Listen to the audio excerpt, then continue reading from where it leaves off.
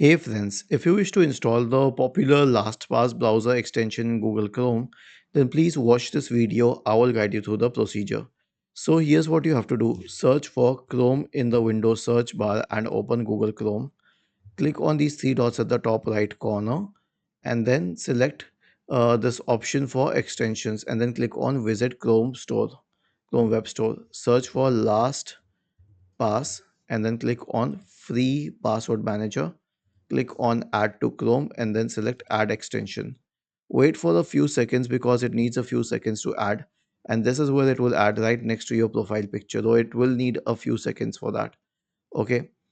So once it has been added, you will notice that it says that you're almost done and it will you can use it automatically, right? You have to log in using your account and then you can use it.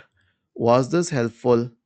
If yes, then please subscribe to the channel. If not, then let us know in the comment section of the video on how we could help you further. Thank you for watching this video and have a nice day.